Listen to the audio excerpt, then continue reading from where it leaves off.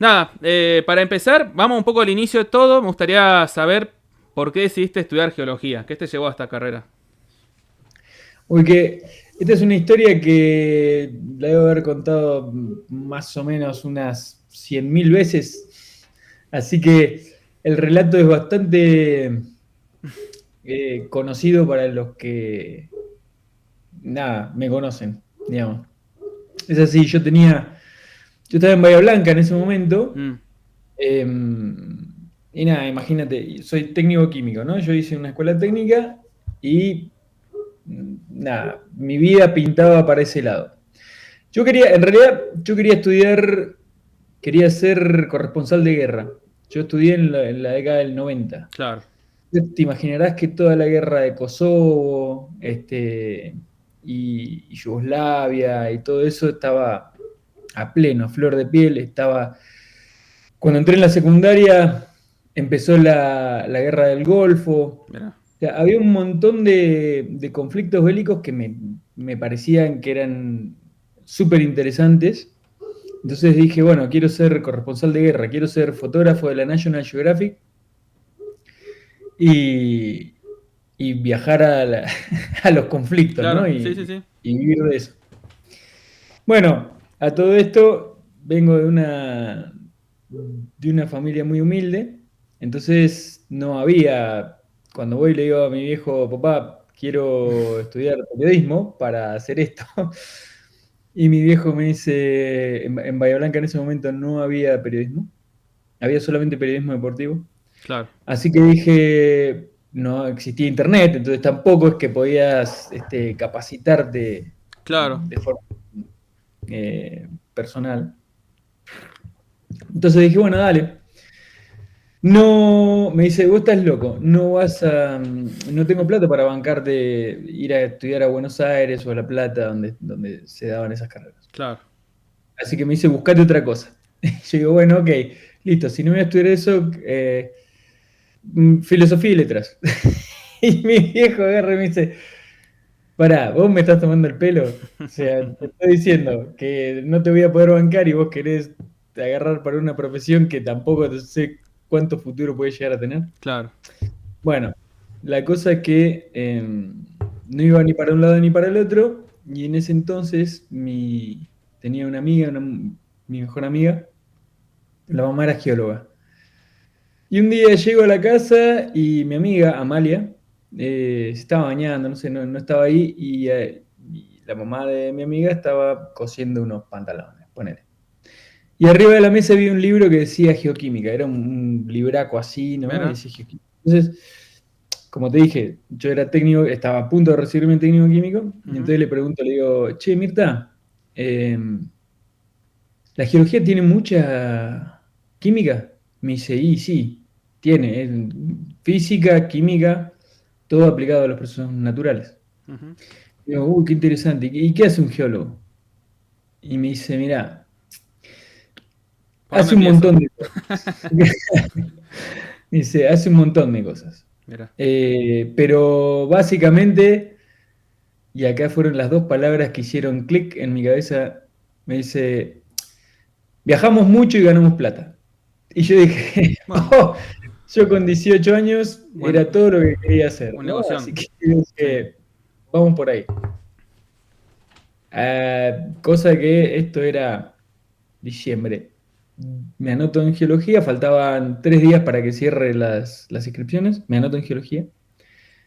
2 de febrero de 1997 empiezo la carrera. 40 grados en Bahía Blanca, Mm. aula magna, 600 pibes apilados uno arriba del otro, primera clase de química general inorgánica. Y dije, uy, qué bajón. Bueno, nada, como química la sé, o sea, todo lo que explicaba la profesora, Ya lo había visto. detalle. Claro. Claro. Eso fue a las 2 de la tarde. A las 5 de la tarde teníamos la primera clase de geología general. Ah, Entonces voy a geología general, después de química vamos a geología general. Y ahí conocí a la persona que me enamoré. Me enamoré de mi profesora de geología general. En realidad, ella me hizo enamorar de la geología. Ah, Eh, ella me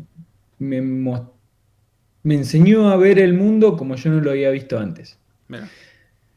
Y ahí dije, nada, esta carrera es para mí. O sea, esto es lo que quiero hacer toda mi vida. Bien. Y además, imagínate, yo me crié ahí en Bariloche, en las montañas, yo vivía en el 4, ¿no? Ah, igual que yo, mira. Sí.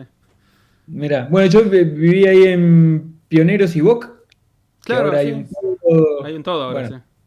bueno, ahí a una cuadra en la otra esquina hay todos unas casitas, son 3 dúplex Sí, que están antes de llegar a la esquina para el lado de el Cerroto, ¿no?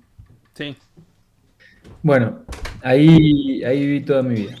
Y nada, Melipal en esos tiempos, estamos hablando de los años 80, Ujú. no era lo que soy. No, no, Eh, no había nadie. bueno, entonces nada, vivíamos por los campitos, subiendo, haciendo casitas en los árboles, subiendo el cerro, estábamos ahí nomás del cerro, bajando al lago. Nada, la BOC fue la primera vez que me subí a una bicicleta y me partí acá, o sea, bajaba con mi bicicleta Uf, lo que qué daba. duro. Y nada, ya, toda mi vida con mucha naturaleza, mucha naturaleza. Bien, Y la geología me proponía eso. O sea, era todo lo que a mí me había vuelto loco de chico, este, era súper interesante para mí. claro. Empecé a entender lo que estaba viendo. ¿Viste lo que te pasa cuando empezás a estudiar geología? Que llegás ahí y de golpe y porrazo te enseñan a leer lo que estás viendo, todo el sistema natural que estás viendo, y a mí me volaba la peluca. O sea, Sí, sí, entender, tremendo. entender desde cuencas, cómo un continente se mueve, cómo se pliegan las rocas, el clima, los mares, Claro. todo eso me volvió loco. Ah, Dije, wow, qué interesante. Así que bueno, nada, ahí le metí pilas con la carrera, ujú. me recibí en tiempo y forma, Bien. porque me encantaba. En realidad, para mí no era estudiar, yo iba feliz, feliz a rendir, a estudiar. Me pasaba horas en las oficinas de los profes, era re chupafoco, porque me encantaba, o sea, era una cosa que la pasaba muy bien ahí. Y nada, cuando todos mis compañeros se recibieron, todos se fueron para minería. En general en Bahía hay una fuerte rama minera. Mira. Entonces todos se fueron para minería, algunos pocos para petróleo. Y yo me decidí quedar en investigación porque me gustaba, no solo me gustaba la geología, sino también me gustaba enseñar. Ah, mira. Siempre me gustó mucho la docencia. Bien. Así que bueno, la única forma, o la única forma, la forma que yo conocía de ser docente era ser investigador. O sea, meterme en la carrera de investigación en CONICET Ujú. y, y bueno, nada, después postularme para profe. Bien. Y ahí nada, estuve unos años, me gustó la investigación, hice mi tesis en la cuenca de Ñiribó, que va Ah, desde Bariloche hasta Esquel. sí. Mira. Bueno, con un enfoque más de estratigrafía secuencial y sistemas petroleros, con Carlos Zavala, Mm. de Bahía Blanca, y con Luis Casó, que era de ahí de La Plata. No sé si lo conociste, era el profesor de combustibles Creo que no, no llegué a conocerlo. no, ya fue ese viejito. Y Eh, bueno, hiciste en investigación y cómo fue tu desempeño en investigación. ¿Te gustaba? Porque imagino que tiene todo su esfuerzo también. sí, no, estaba feliz, imagínate, mis campañas eran ahí, eran en Bariloche, en la montaña, los veranos, Claro. nada, matando tábanos, Oh, sí. esperando que no hubiera tantos tábanos donde nos metíamos. Encontramos varias cosas lindas, divertidas, que no se habían estudiado antes.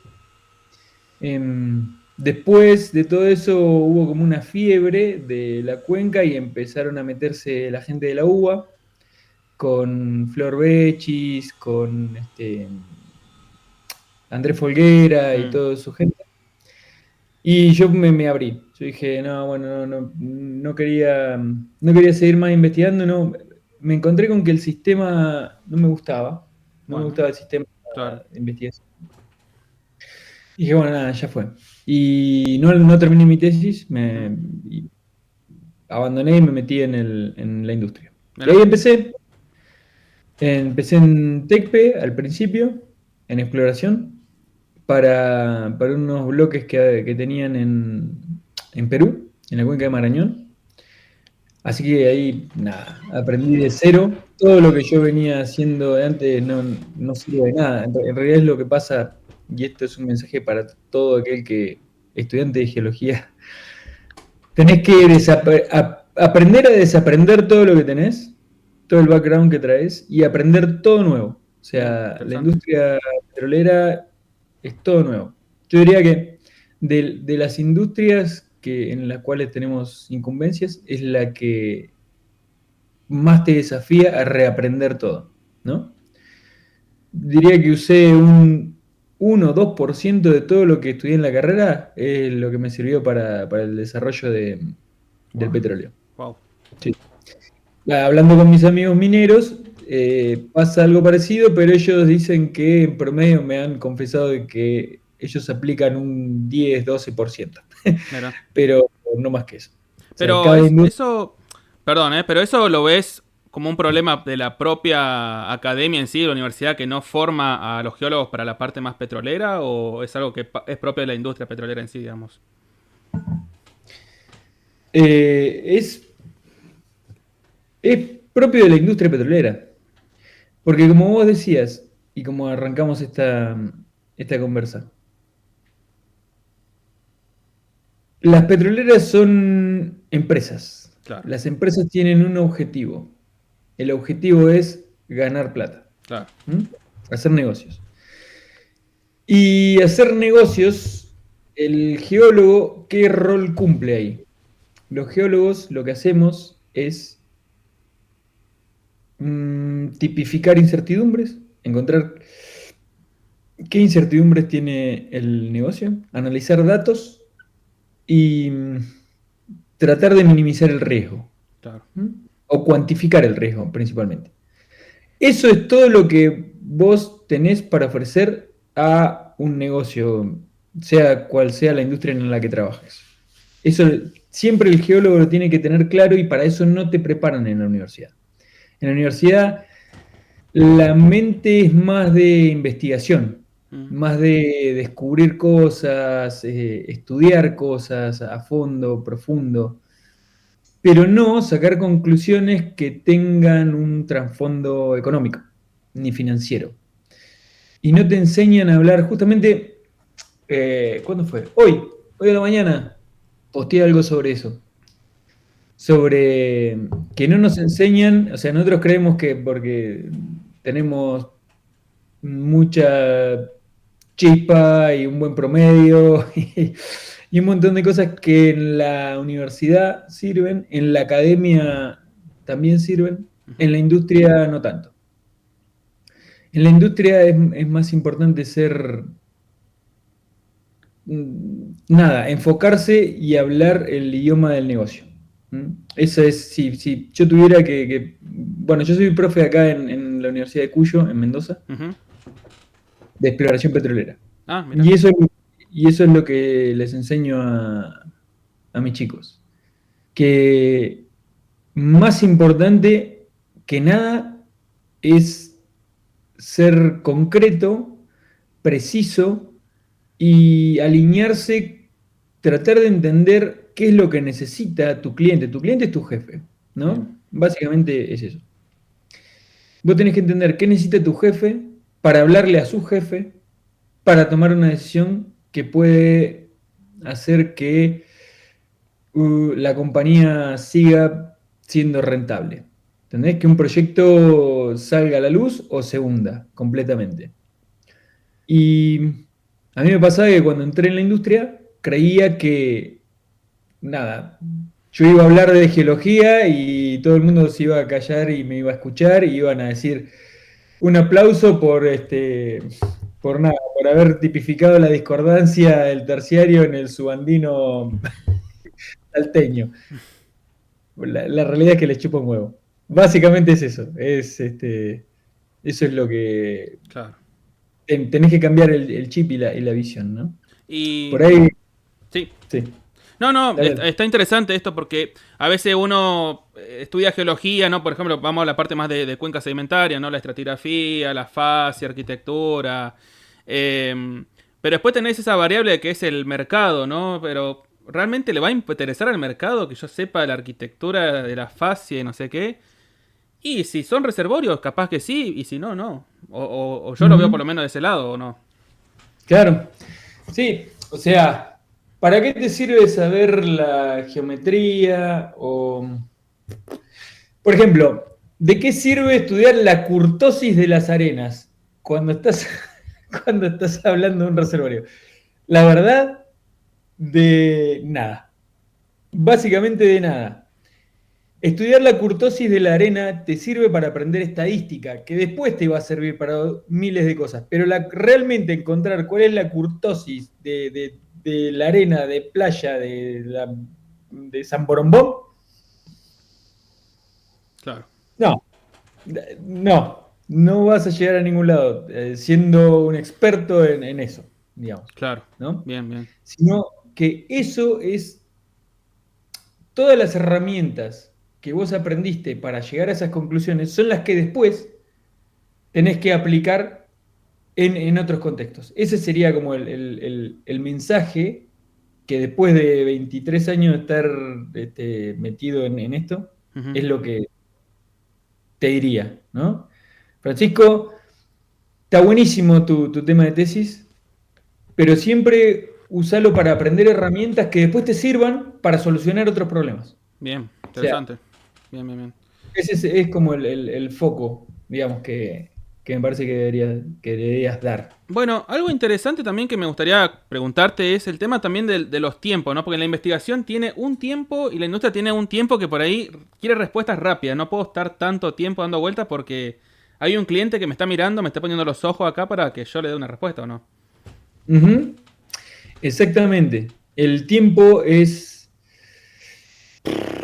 digamos, ¿viste que dicen el tiempo es dinero? The time is money. Sí, El tiempo es money. No, el time is money. No, el tiempo no es dinero. O sea, el tiempo vale más que el dinero. mira, Claro, porque vos con tiempo podés hacer dinero, pero claro, con dinero no podés comprar tiempo. claro, ¿Te das cuenta? O sea, no hay una relación directa. Suena muy lindo en la frase, pero es... Y en las empresas, tomar decisiones rápido puede ser que te abra un negocio o que desafuera completamente. Por ejemplo, ahora se abren un par de licitaciones de unas áreas petroleras acá en Mendoza. El deadline es fines de junio. Vienen unos inversores que quieren presentarse a esas licitaciones. ujú, Ahí vos no podés decirle, bueno, dame 6 meses que voy a estudiar, qué unidades hay, calcular volúmenes, ver las chances de éxito, el riesgo. No, es ya, para mañana. Ellos tienen que... Tu trabajo no es todo el trabajo que ellos tienen que hacer. Tu trabajo es la primera ficha de un dominó que va cayendo y después termina en una oferta económica. Y entonces vos tenés que hacerlo lo más rápido posible claro, para que ellos después puedan hacer el deploy de todo el negocio, digamos, ¿no? claro. Entonces, siempre hay que tener esa visión, siempre hay que tener esa cosa en la cabeza. Tratar de hacerlo, siempre preguntar cuáles son los tiempos con los que estás trabajando. Ujú, Eh, es fundamental tener un cronograma, es fundamental tener una agenda. O sea, una agenda es como un índice, ¿no? Es como, tengo que hacer esto, esto, esto, esto, y en este tiempo, en este tiempo, en este tiempo. Hay una cosa que usan los ingenieros que yo aprendí que me encanta, que son los diagramas de Gantt, en el que vos pones todas tareas en la Y y pones los tiempos en la X, mira, ¿no? Entonces interesante. vas poniendo tarea y tiempo, y entonces uno se va encadenando con la otra. Y eso es hay miles de formas de organizar el trabajo, pero esa es una súper válida que le recomiendo a todo el mundo que la tenga. Hagan la que quieran, vos hacés la que vos quieras, pero siempre organizate en el tiempo y hacé una ingeniería de cómo va a ser tu trabajo. O sea, en tiempos y en ítems, ¿no? Eso Claro, es, aprender a pensar así es súper importante. bien, Que a mí no me pasaba. Yo cuando hice mi tesis de doctorado, una de las cosas que me bajoneó es eso, ¿no? Estaba todo muy, muy prolijo. Un día me iba de campaña, después venía, las muestras quedaban ahí, no les daba bola, las volví a agarrar 3 meses después, me ponía a escribir, leía papers, cursaba las materias del posgrado. Como falta de organización, y esa falta de organización creo que mató el nervio, ¿no? claro. En mi caso. Lo que te quería preguntar es el tema de cómo fue tu desarrollo entonces en la industria petrolera. Empezaste como explorador, después como consultor. ¿Cómo fue ese desarrollo? Ujú. Bueno, como te dije, empecé en exploración en Tecpetrol. En, de ahí estuve 2 años. De ahí me mandan a geólogo de desarrollo en Comodoro Rivadavia, en un yacimiento que para Tecpetrol era una cuenca escuela. Es un área escuela donde mandan después de cierto tiempo a todos para que gasten un poco los pantalones en el campo, oliendo petróleo y tierra, Claro. no tanto en Puerto Madero con una computadora. Y fue una experiencia increíble porque, digamos, cambió completamente el juego. Yo venía imagínate, exploraciones como estar jugando al fútbol Claro. y, y de golpe te dicen, bueno, listo, dale. Ahora que estás jugando al fútbol, ahora anda a jugar al básquet. O sea, es un juego en una cancha, con un equipo, con pelota, pero es completamente distinto. Mira. O sea, la exploración y el desarrollo no tienen o sea, no es el mismo tipo de trabajo, ¿no? En uno se usan unas herramientas, en otro otras, el análisis de los datos en una es completamente distinto al otro. Y más en el tordillo que sos un geólogo de desarrollo, pero no un geólogo de desarrollo como puede ser en IPF. En el tordillo sos un geólogo de desarrollo barra operaciones. Claro, se mezcla. Entonces, no solo estás estudiando el reservorio y viendo dónde podés poner pozos nuevos para optimizar las reservas del campo y generar más valor a partir de pozos o reparaciones que Ujú. podés hacerle a los... Yo no, digamos, este es el ejemplo que yo le doy a mis chicos en la universidad. Es como cuando sos explorador, es como que te dan unos binoculares y te largan al monte y vos tenés que encontrar una vaca. No, ¿Ok? claro. Y entonces buscar una vaca en el medio de la montaña tiene sus habilidades. ¿Sí? Entonces, nada, vas rastreándola, vas viendo si hay huellas, por dónde puede haber pasado, vas pensando, bueno, tiene que tomar agua, buscas dónde está el agua. O sea, vas como usando estrategias para encontrar a esa vaca. Y el geólogo de desarrollo es cuando ya encontraste esa vaca, ¿cómo le sacas la leche? ¿Sí? Entonces, claramente las habilidades que te habían ayudado a encontrar la vaca no se parecen en absolutamente nada a las tácticas y estrategias que tenés que usar para sacarle la leche a una vaca. Claro, mira. ¿Me seguís? Bueno, es exactamente la misma analogía con la exploración y el desarrollo dentro de una petrolera.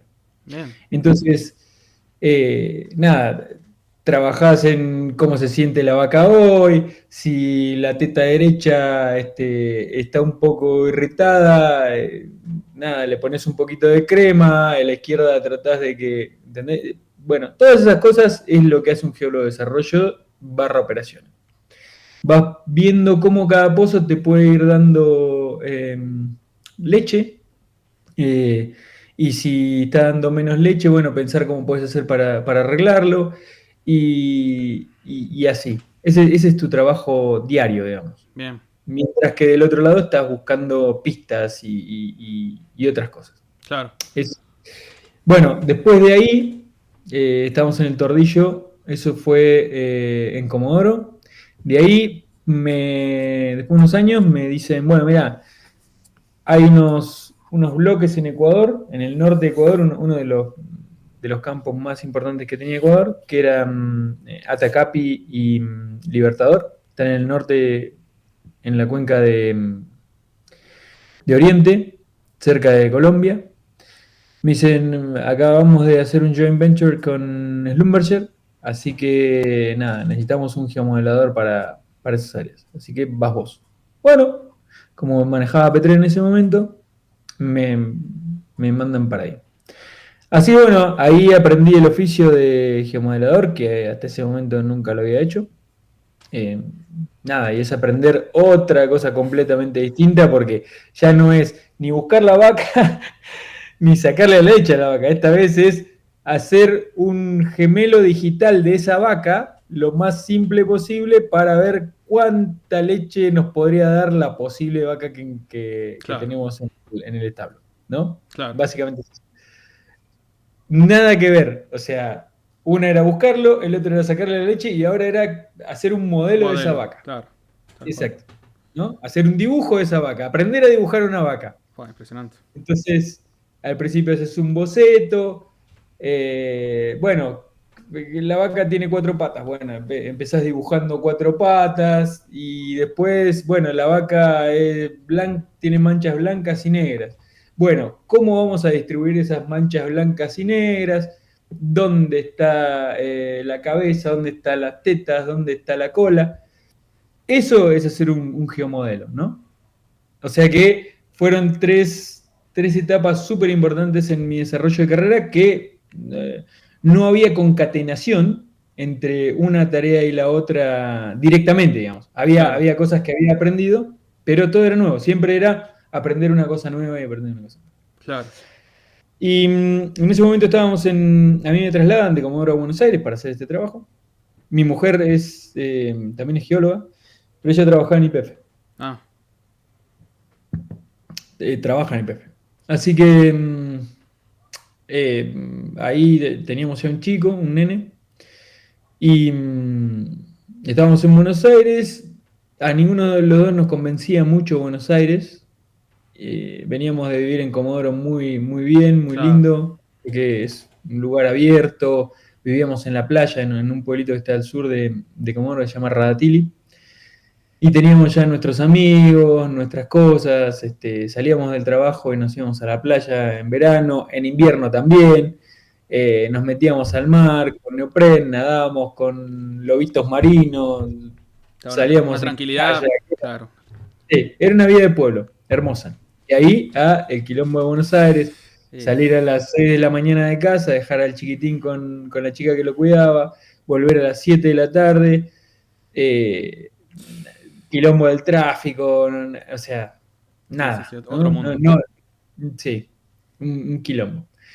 Entonces, bueno, Barbie medio como que la empezó a pasar mal Oh, y dijo, nada, yo me quiero ir, yo me quiero ir.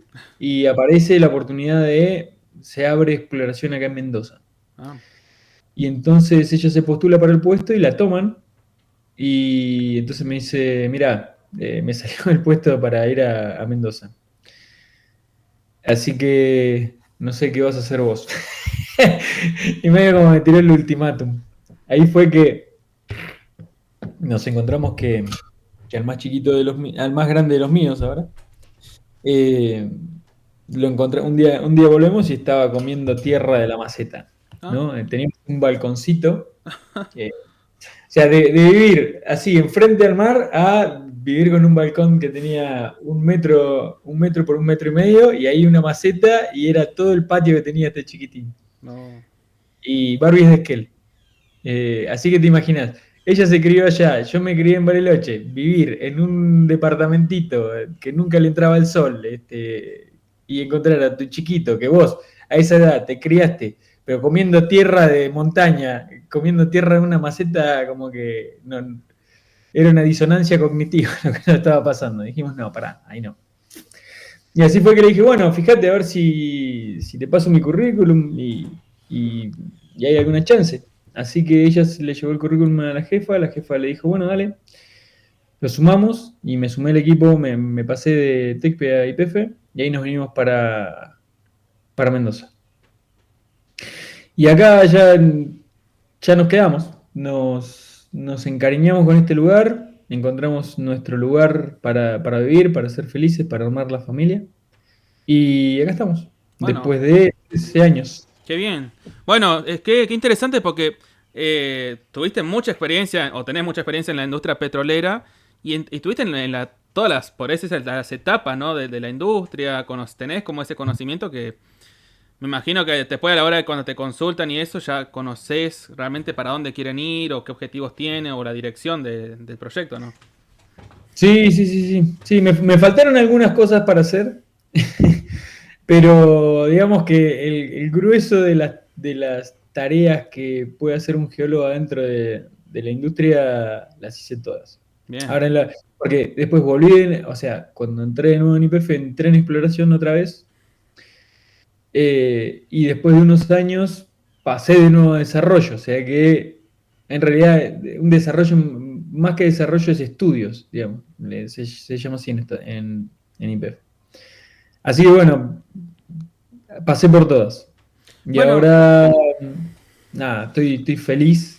Eh, cuan- Como decía Steve Jobs, ¿viste? La vida se tiene que mirar uniendo puntos hacia atrás, no ujú, hacia adelante. tal cual, tal Cuando cual. unís todos los puntos y los contás así como la historia que te acabo de contar, tiene todo sentido. En ese momento decís, uy, la puta, estaba explorando y ahora me mandan a hacer un modelo geológico, ¿qué voy a aprender? O sea, ¿por qué? Si estaba tan cómodo haciendo esto, bueno, ese correrte del lugar en el que estabas y aprender algo nuevo a la larga siempre sirve. Está bueno Siempre sirve. porque siempre algo está bueno del geólogo de la variabilidad que pueda tener distintos desarrollos, digamos, porque a veces uno se queda en una misma línea y se dedica solamente a eso y después cuando surge un problema distinto a donde tu línea, ¿y ahora qué hago? Y está bueno tener como varias enfoques, digamos, porque bueno, por lo menos tenés como más herramientas para resolver problemas. Tal cual, tal cual. Bueno, Marco, me gustaría preguntarte un tema que a mí me interesa mucho, el tema de los modelos geológicos, ¿no? Porque es un tema complejo, ¿no? Porque a veces uno tiene un modelo que le salió, le quedó hermoso, pero ahí lo aplica a la perforación o al reservorio y no resulta nada bien, digamos. ¿Suele pasar eso o no es tan común? Eh, Mira, el otro día los chicos de la Universidad de Ingeniería de Lima me invitaron a dar una charla para la IPG, Ah, el capítulo estudiantil de la IPG de ahí. Justamente hablé de eso, ¿no? ah, La charla se llamaba Tu modelo está mal y eso está bien. ah, bueno. O sea, y de eso se trata. No existe tal cosa como un modelo terminado y no existe tal cosa como un modelo perfecto. Mm, No es compatible. Los modelos tienen un montón de if, ¿no? Porque dependen mucho, los modelos se tienen que hacer con propósito. No es lo mismo hacer un modelo para un campo de gas que un modelo para un campo de petróleo pesado. ¿Te das cuenta por qué? El mm, gas ujú, es permeable mm, con, con porosidades muy chiquitas, claro, claro. ¿cierto? Mientras que el crudo pesado, si vos tenés una arena fina, limo, no va a pasar, por más que le metas mucha garra, Claro. no va a entrar, ¿sí? Entonces, imagínate que armar un modelo para un yacimiento de gas requiere de alguna manera un modelo grueso, como le llamamos, es compatible con un yacimiento de gas. Claro. Mientras que para hacer un yacimiento de petróleo pesado, tenés que ir más al detalle y ver bien cómo son las heterogeneidades del reservorio, prestar más atención a cómo vas a distribuir esas propiedades.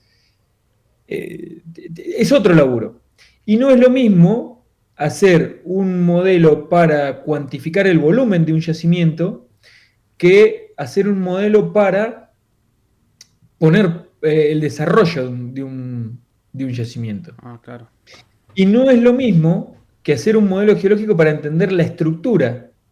O sea, cada modelo se hace con un propósito en sí. No hay un solo modelo para el mismo campo.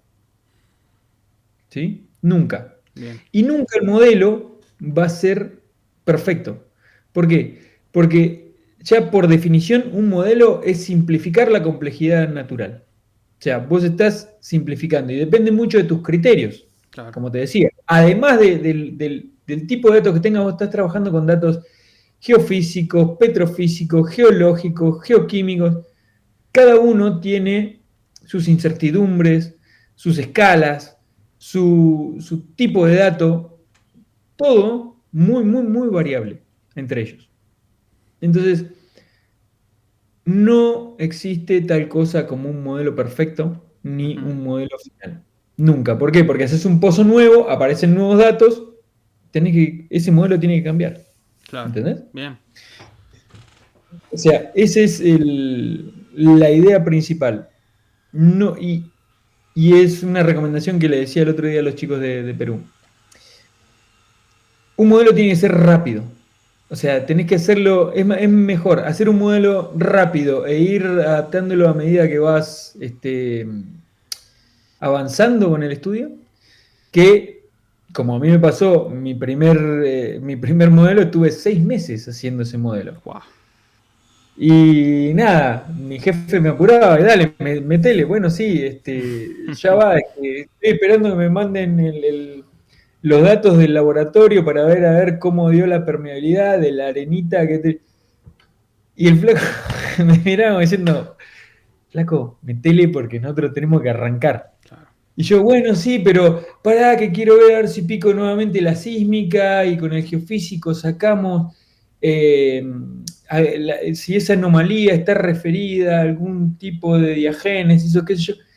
Dale, metele. O sea, entonces, así estuvimos 6 meses construyendo un modelo cuando ese modelo en realidad lo podríamos haber hecho en 3 semanas, un mes, como mucho, ¿no? Y después ir ajustándolo a medida que íbamos avanzando con el desarrollo. Claro. Entonces, por eso, hablar de modelos no es tan sencillo, no hay un modelo para todo. O sea, siempre es fit for purpose, se llama. O sea, ajustado al propósito que necesites. Y como hablábamos hoy, el tiempo es el principal propósito. Claro. Y ahora, lo que sí hay interesante es que, por ejemplo, ¿no? Cuando uno ve la teoría, ¿no? Por ejemplo, yo en geología combustible, donde ve modelo de reservorio, uno no puede Ujú. llevar ese modelo conceptual a todos los reservorios que uno va, porque cada reservorio, me imagino, tiene su propio ADN, por decirse, ¿no? Ujú. Y no se pueden forzar modelos que no va a funcionar, digamos. Bueno, ahí estás hablando de modelos geológicos que no son modelos geológicos. O sea, Ah, una cosa es el cuerpo conceptual del modelo geológico, ahí como está bien. puede ser eh, un yacimiento, siempre lo modelamos con arriba el gas, en el medio va el petróleo y abajo va el agua, ¿no? Y ese es un modelo conceptual, Claro, claro. Está bien. pero no es el modelo del yacimiento, que es una construcción, ¿sí? Es un dibujo, una escultura, si querés, una escultura digital de lo que tenés en el subsuelo. Claro.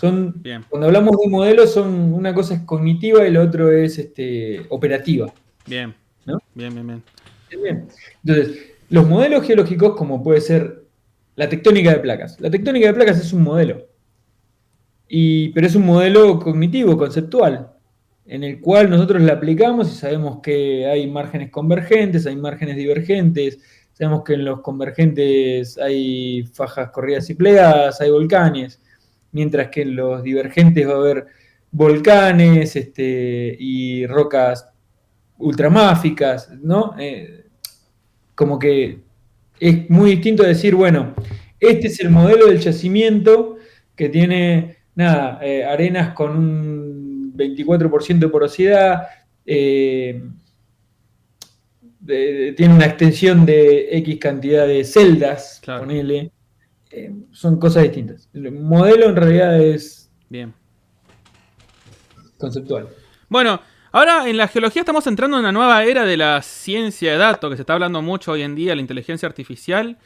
¿Vos cómo Sí. ves este cambio? ¿Positivo? ¿Faltan cambiar cosas? ¿Lo ves negativo? Hay mucha discusión todavía en los medios. Eh, sí, yo soy pro tecnología. Para mí no hay todo aquel que despotrique sobre el avance de la tecnología en la ciencia, a la larga va a terminar pegándose contra la pared. O sea, es como... ¿Vos te acordás de la película Jurassic Park? Sí. Cuando el paleontólogo dice, no, ¿cómo puede ser que le metan ADN de rana para completar La secuencia, claro. la secuencia? ¿No ven que ahora se pueden reproducir? Y entonces el que era científico de datos, ¿te acordás? Ujú. Jeff Goldblum, le dice, es que la vida se abre camino. O sea, no importa lo que pase, la vida se va a abrir camino. Bueno, lo mismo pasa con la tecnología.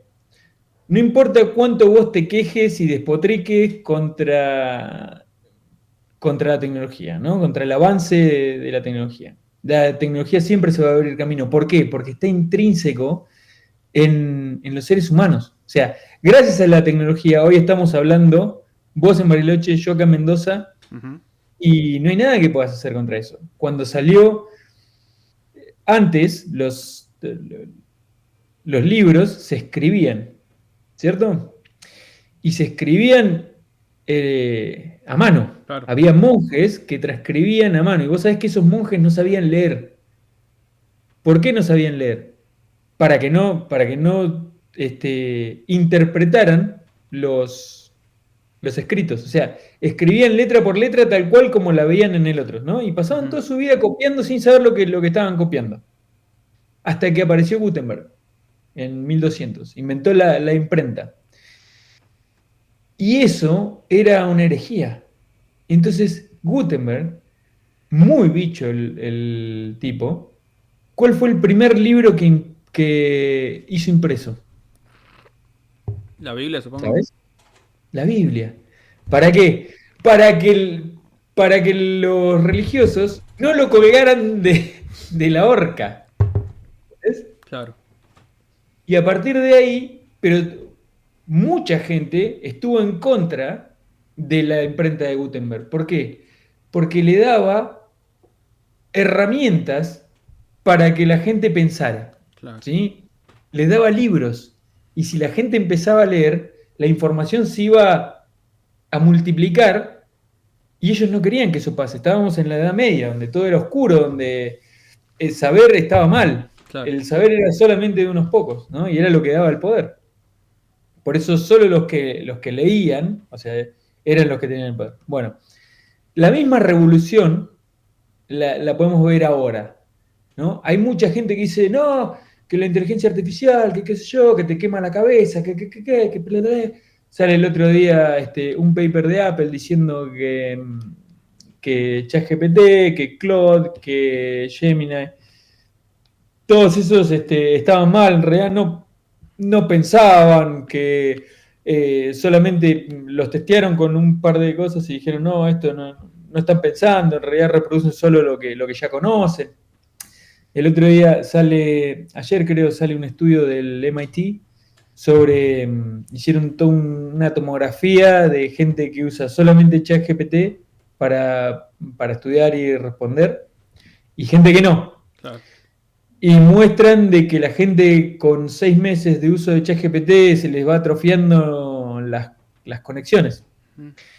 Y yo me puse a pensar sobre eso y dije, es cierto. O sea, yo desde que empecé a usar la inteligencia artificial ya no me acuerdo de las cosas que escribo, ni siquiera las leo. A veces agarro un paper, lo pongo ahí y digo, desglosame lo que dice acá, pum, y leo los puntos principales y ya está. Claro. Cuando antes me tenía que poner y leer y tomarme mi tiempo, concentrarme, o sea, gané en tiempo, pero no sé si gané en reflexión o en aprender, ¿no?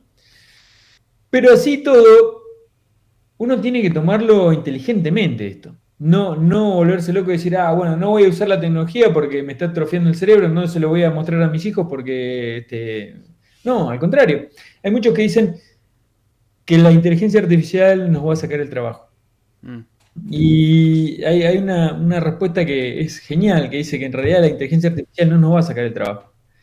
Los que nos van a sacar el trabajo van a ser los que sepan usar la inteligencia artificial. Mm, Ese es como la vuelta de tuerca que usar, ¿no? Es como, nada, con la revolución industrial aparecieron las máquinas de vapor y hicieron maravillas del mundo en el que vivimos hoy. claro, Antes, para construir, para acabar, para construir las vías del tren que están por toda la Argentina, se usaban, nada, había cuadrillas de 300, 400 personas cavando, llevando palos, y qué sé yo, hasta que apareció la retroexcavadora. claro, Cuando aparecieron, todas esas 400 personas fueron reemplazadas por una sola máquina que hacía ¡pum!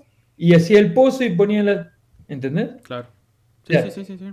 todo se transformó. Y esa gente que estaba cavando pozos y trabajando de sol a sol en condiciones completamente infrahumanas, ahora lo hacía una máquina. Y eso es más o menos lo mismo que veo yo ahora, ¿no? O sea, el tema de estar masticando datos y pensando, tomando, la inteligencia artificial y la tecnología lo que hace es multiplicar las habilidades que vos puedas llegar a tener. Claro, Y eso, por ahí es por donde tenemos que tomarlo, ¿no? Es como el trabajo que ahora hacíamos, nada, 10 personas en un equipo, ahora la puede ser una sentado con una computadora y los datos, ¿no? Para hacer un modelo, por ejemplo, en el modelo que te digo que elaboramos en Ecuador, ahí éramos un ingeniero, un geofísico, un petrofísico y yo. Éramos 4 personas para hacer ese modelo, ¿sí? Durante 6 meses. Ahora yo puedo hacer el modelo solo con inteligencia artificial, claro. ¿sí? O sea, hay algoritmos ya en Python que te permiten analizar petrofísica, te permiten analizar ingeniería, o sea, podés hacer todos los cálculos de presiones, volúmenes, lo que vos quieras. ¡Pum! Y lo vas metiendo como módulos adentro de tu modelador y no necesito tener un ingeniero al lado mío calculándome cuál es la función J para ver No, ¿sí? O sea, eso es el poder que tiene hoy en día la inteligencia artificial. Y algo que me podía haber llegado 6 meses, ahora en 2 semanas, 3 semanas podemos estarlo sacando, Claro. ¿no? Bien. Ese es el poder que tiene. Y yo creo que va por ahí. El tema está en que para llegar a eso, al menos como lo veo yo, ¿no? A mí, yo es como, pasé por la etapa analógica. Entonces, entiendo, es como cuando en la primaria nos enseñaban a sumar con porotitos y con fósforos, Sí, sí, sí. y después pasamos a hacerlo con números y después pasamos a hacerlo con la calculadora. Es lo mismo, yo pasé por todas esas etapas. Al principio empecé usando un ábaco, después pasé a hacerlo con herramientas como puede ser PT, lo que es yo, y ahora ya pasé a usar la calculadora, digamos. O sea, pero yo ya entiendo todo el proceso, Claro. que no es lo mismo que aprender a sumar directamente con una calculadora, ¿no? Como que te perdés. Si la calculadora se equivoca, es más difícil tener un criterio de por qué se equivocó. Claro. En cambio, yo ya puedo ir, digo, no, esto no tiene sentido. Y tengo un criterio para darme cuenta si está bien o está mal lo que está haciendo. Claro, no, sí, sí. Yo igual, a ver, algo que estuve escuchando mucho también es cómo formamos también a los próximos futuros profesionales o estudiantes con el uso de herramientas de inteligencia artificial o machine learning, bueno, o ciencia de datos. Porque está bueno Ujú. tener como una base también de cómo funcionan esas herramientas, que es hermoso. ¿Eh? Yo hice una diplomatura en ciencia de datos y es espectacular el detrás que hay. Ujú. Y yo la verdad que recomendaría mucho que en las universidades se den esos temas, por lo menos una base, no estoy diciendo que sea una especialización, pero está bueno una base porque yo creo que te asegurás de que mantenga el criterio el alumno todavía o el futuro profesional, que tenga un criterio como vos decís. Vos estuviste en las etapas, tuviste toda una experiencia en el sector industrial y Ujú. tenés esa capacidad de usar las herramientas en buen uso, digamos. Pero hay gente que por ahí empieza ya de cero con todo eso y capaz no tiene el criterio geológico, geofísico o ingenieril que necesita realmente la empresa a veces. Ujú. Sí, sí, no, estoy completamente de acuerdo. Yo, de hecho, a mis alumnos los obligo a, a usar eso. Bien.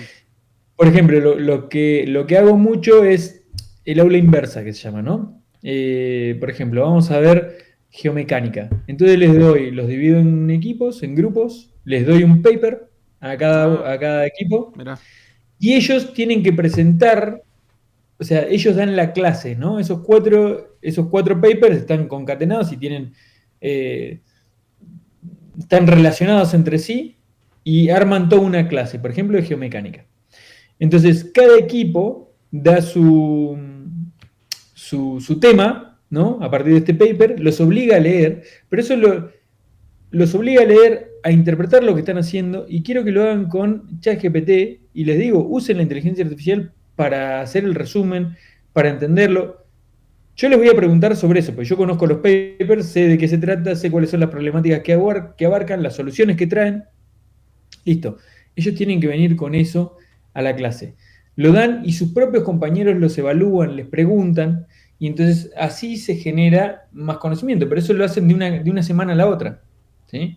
Entonces, usan la inteligencia artificial para leer el paper, para entenderlo, cosas que no entienden, se las explica de un modo más claro, más fácil.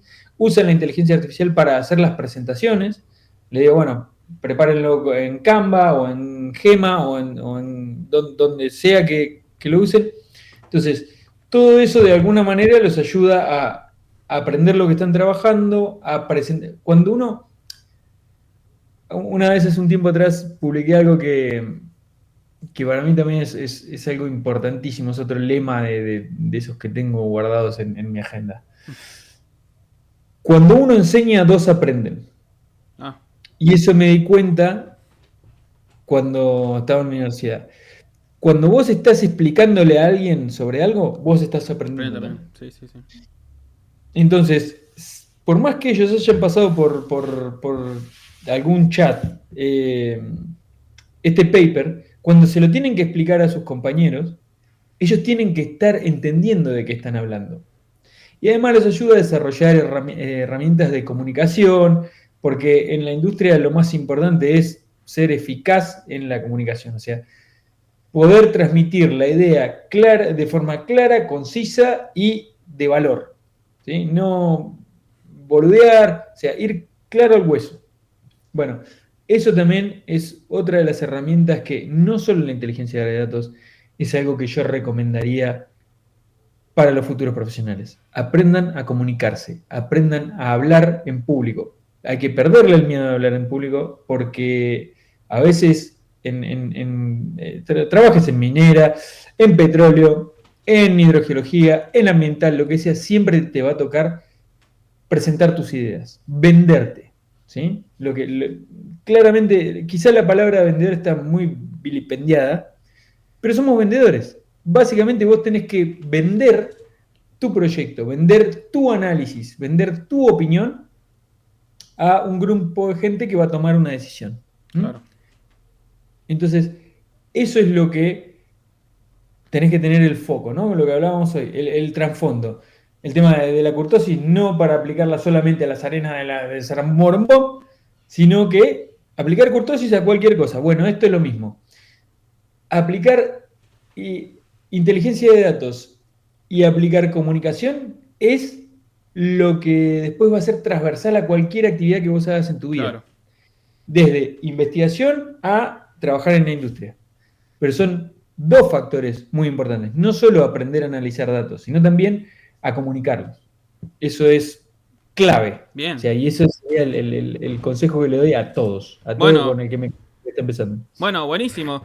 Bueno, Marcos, para ir cerrando, me gustaría, bueno, estuvimos haciendo bastantes reflexiones, pero me Sí. gustaría saber cuáles son los errores más comunes que uno como geólogo cuando recién empieza en la industria petrolera suele cometer y que para vos se ven muy, muy fácilmente y te gustaría como dar consejos para solucionar, digamos. Mm, ¿Cuál es? Bueno, no sé los demás, pero mis errores es no haber preguntado más a la gente que tenía experiencia. Mm. O sea, creo que fue un error mío. Soy muy preguntón para los que me conocen y han trabajado conmigo, saben que soy muy pesado con las preguntas. Pero creo que no pregunté tanto como tendría que haber preguntado. O sea, haber preguntado más me hubiera llevado a mejores caminos, Bien, digamos. Y y haber dejado que la experiencia de los otros te vaya acompañando. bien. Porque depende mucho de la personalidad de cada uno, pero en general todos creemos que sabemos un montón y después de muchos años te das cuenta de que en realidad cuanto más experiencia tenés, menos sabes. Es así, es como, creo que hay un, eh, nada, no me voy a acordar ahora la palabra, pero es así. O sea, cuanto menos sabes, más crees que sabes. Y cuanto más sabes, es cuando te das cuenta que realmente cada vez sabes menos. Tal cual. Bueno, yo me sumo a una pequeña consejo también es para los demás que miren un poco esto, la ciencia de datos, inteligencia artificial, chusmen un poco, adáptense a los avances y también al tema de los sistemas de información geográfica, QGIS, por más que sea muy básico, por más que sea, uno dice, pero esto es re obvio, a veces que no, pero y Es así. está bueno entrar en ese mundo porque a veces como que puede ser engorroso estar en la computadora todo el día, por ahí no es el trabajo soñado de un geólogo, pero hoy en Ujú. día estamos tomando esa etapa de una geología más virtual, por decirse. Totalmente. No, estoy completamente de acuerdo con vos. El QGIS, ArcGIS, todos esos programas son fantásticos. Una vez que los agarrás, Uf. no son difíciles de empezar a entender, y más para tu generación Ujú. que están más asociados a computadoras. Vos pensás que mi primer computadora, yo agarré una computadora en el año 2001. Fua, O claro. sea, yo ya tenía como 24 años cuando me puse realmente a hacer algo en una computadora. Ustedes nacen con una Claro. computadora bajo el brazo. O Sí, sí, sí, sea, sí. generaciones nuevas están. O sea, yo soy muy analógico. Entonces, eh, para mí, cuando agarré la computadora, fue como un boom, pero mi curva de aprendizaje no fue tan rápida como les puede resultar a ustedes, ¿no? Así Tal que cual. métanse con GIS, porque el GIS es la base de todo. Tal cual, tal cual. Bueno, Marcos, muchas gracias. Gracias por las reflexiones, por los mates. Y ahora seguimos hablando un momento más, pero te agradezco un montón. Dale. Muchísimas gracias, Francisco.